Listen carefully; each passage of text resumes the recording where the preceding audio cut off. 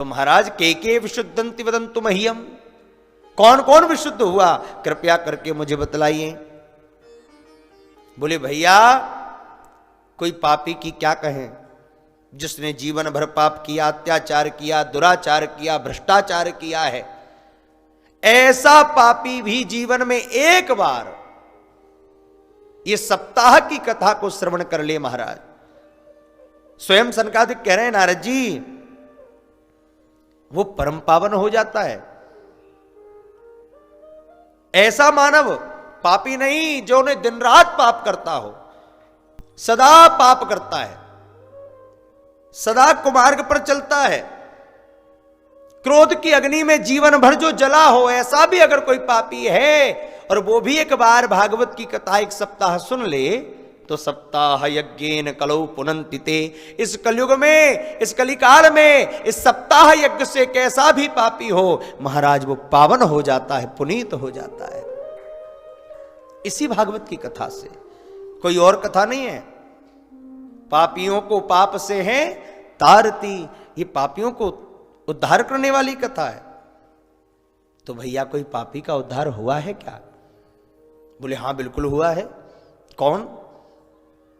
बोले एक ब्राह्मण है, बड़ा विद्वान ब्राह्मण है, नाम है आत्मदेव शास्त्री। तुंगभद्रा नदी के तट पर रहता है। इसकी पत्नी है, नाम है धुंधली। यथा नाम ततो गुण, जैसा नाम है वैसी गुण है। सुखदेव जी कहते हैं, व्यास जी महाराज बताते हैं, महाराज लोक वार्ता रता क्रूरा प्रायसो बहुजल्पिका। कैसी है? भयंकर झगड़ालू है। जब तक दो चार से ना झगड़ ले तब तक दिन की शुरुआत ही नहीं होती है। जब तक आजू बाजू पड़ोसन से लाठीचार्ज ना हो जाए तो लगता ही नहीं कि दिन हो गया है। और कुछ लोग होते ना कि महाराज जब तक आदत में हो जाती है, भोजन ही नहीं पचता है जब तक दो दो हाथ किसी से ना हो जाए। एक बहू नई नई ब्याह कर आई, सास को पहले दिन भोजन बनाकर जमाया। सासू मां ने जैसे एक कोर तोड़ा, एक ने वाला मुख में डाला, देखा तो महाराज नमक अधिक था, उठा करके थाली फेंक दी। ना जाने कितनी गालियां बहू को सुनाई। राम राम तुझे भोजन बनाना नहीं आता? यही सिखाया तेरे माँ बाप ने? ऐसे भोजन बनाते हैं? बेचारी कांपने लगी, माताजी क्या हो गया? बोले देख पूरा नमक ही नमक डाल दिया इस भोजन में, तुझे कोई भोजन वोजन बनाना नहीं आता। फेंक दी थाली। अब बेचारी बहू ने दूसरे दिन फिर महाराज बड़े ध्यान से भोजन बनाया, थोड़ा चख के भी देखा आज सब ठीक है, ले जाकर फिर थाली परोसी। सासू मां ने फिर एक निवाला तोड़ा, जैसे ही भोजन को मुख में रखा फिर आग बबूला होकर थाली फेंकी। अब बहू आकर सोचने लगी आज क्या हुआ, आज तो मैंने चक्के भी देखा है। गई, बोली माताजी आज क्या हुआ, नमक तेज है? बोले नहीं। तो फिर क्यों चिल्ला रही हो? बोले जब इतना अच्छा बनाना जानती थी तो कल क्यों नहीं बनाया? अब लो, लड़ने का कुछ ना कुछ बहाना चाहिए। ऐसी है धुंधली। पंडित जी तो बड़े सरल हैं, सीधे हैं, लेकिन ये लोकवार्ता रता क्रूरा, यहां वहां की बात करने में बड़ी होशियार है। बहुजल्पिका और सूराचाग्रह कृत्येषु, घर के कार्य करने में बड़ी सूर्य है। और कृपणा कलह प्रिया, कंजूस भी है। प्रिय क्या है? बोले कलह बड़ा प्रिय है। पतिदेव बड़े विद्वान हैं, लेकिन एक बस कमी है। कमी क्या है? घर में कोई संतान नहीं है। एक गाय घर में लाए हैं वो भी नहीं जनती, घर में वृक्ष लगाते हैं उसमें फल नहीं लगता, बड़े परेशान। जब गांव में निकलते लोग पूछते क्यों पंडित जी महाराज कोई संतति हुई कि नहीं हुई? पंडित जी कहते भैया अभी तो कुछ नहीं है। अच्छा आपकी गैया बहुत साल हो गए जनी की नहीं? पंडित जी मन ही मन रह जाते, भैया ये दुनिया जीने नहीं देगी, ये दुनिया किसी को जीने नहीं देती। कुछ तो लोग कहेंगे, लोगों का काम है कहना, ये बिना कहे नहीं रह सकते। हां, बिना खाए रह सकते हैं, परंतु बिना कहे नहीं, कहेंगे जरूर। एक पिता और पुत्र दोनों एक गांव से जा रहे थे, साथ में घोड़ा था।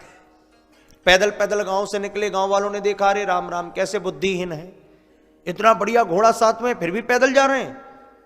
पिताजी ने कहा, बेटा बात तो सही है, तू घोड़े पर बैठ जा। हाँ पिताजी।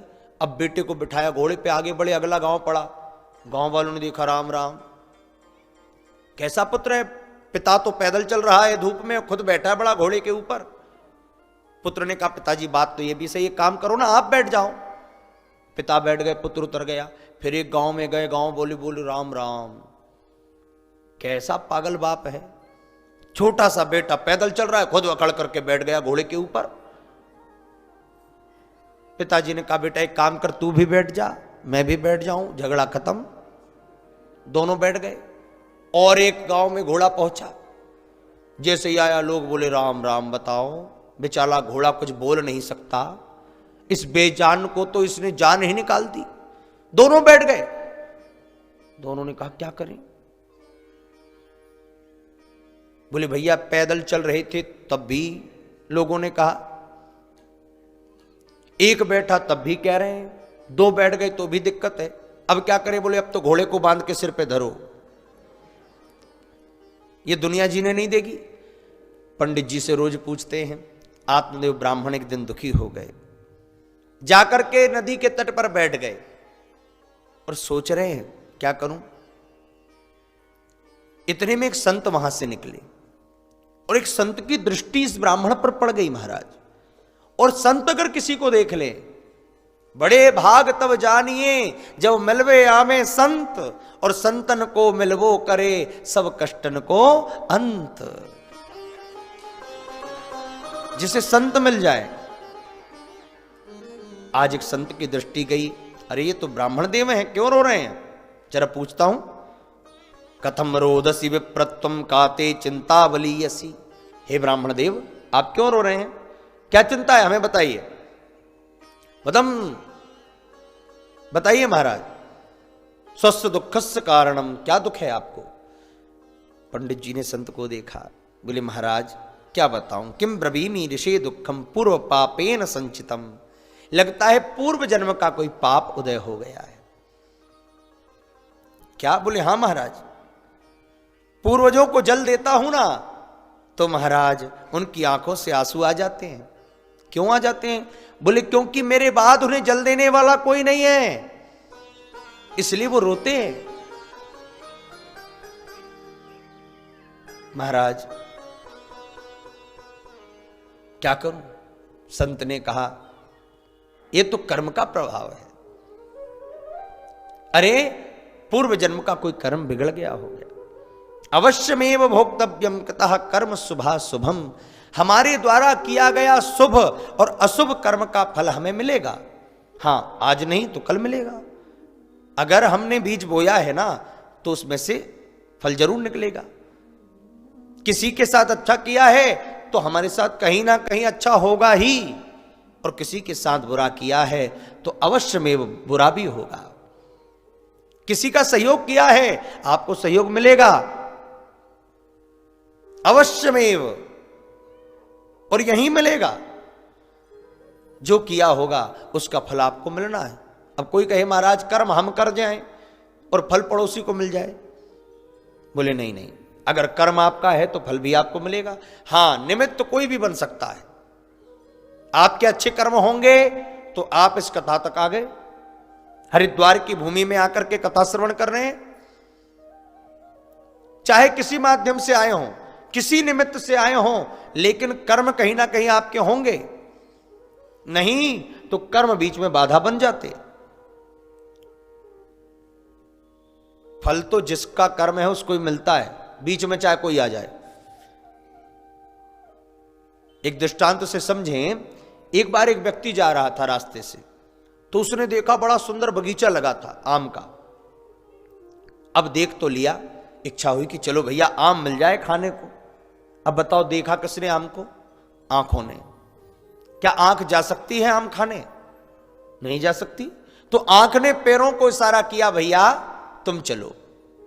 आंख ने पैरों को इशारा किया तो पैर चल पड़े और पैर चलते चलते चलते चलते पहुंच गए बगीचे में।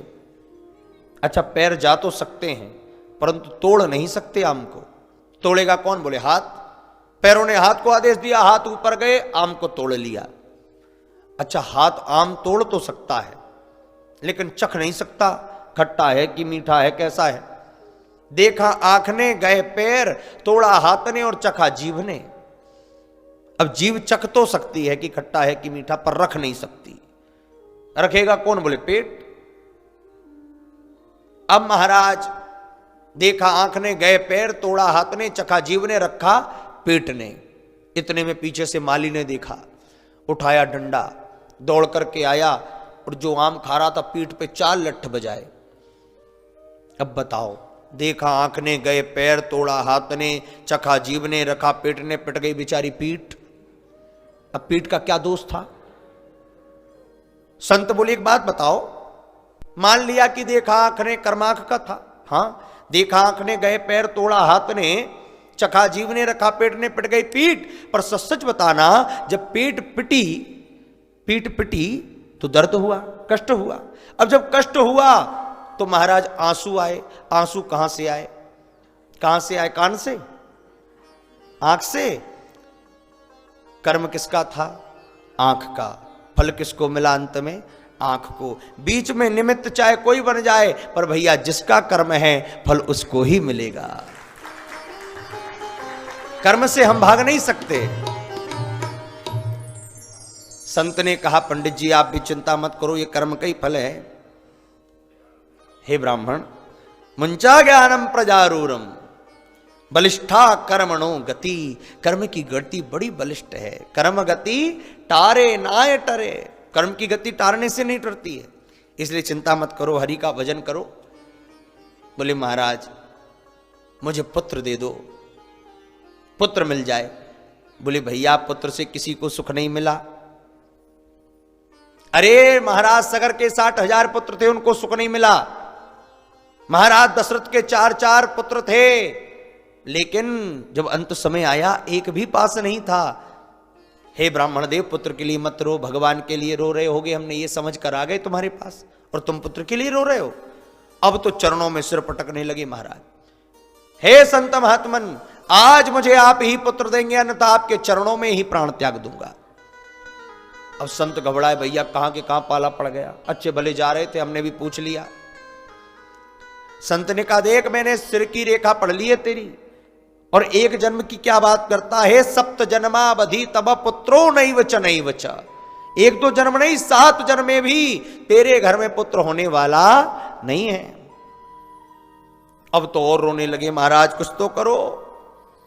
बोले भैया मत रो, भगवान का भजन कर, पुत्र से कहीं सुख मिला है? क्या करेगा पुत्र से? बोले पुत्र नाम आगे बढ़ाएगा। बोले इस झंझट में मत पड़ना कि पुत्र नाम आगे बढ़ाएगा। अरे पुत्र नाम बढ़ाता नहीं है, पुत्र तो नाम कटाता है।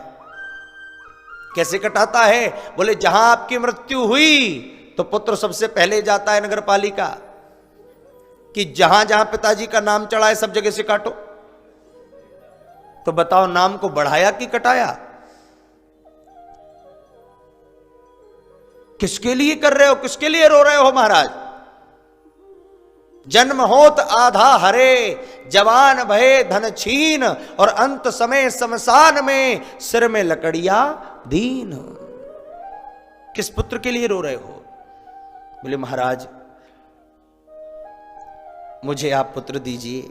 और देखो संत हृदय नवनीत समाना, संत का हृदय पिघल गया, एक फल निकाला और कहा, देख वैसे तो तेरे भाग्य में पुत्र है नहीं, लेकिन मैं तुझे फल दे रहा हूं, ये फल अपनी पत्नी को खिलाना और कहना नियम से अगर रहेगी ना तो एक बड़ा सुंदर पुत्र होगा। इदम भक्षा पत्नत्वाम तथा पुत्रो भविष्यति।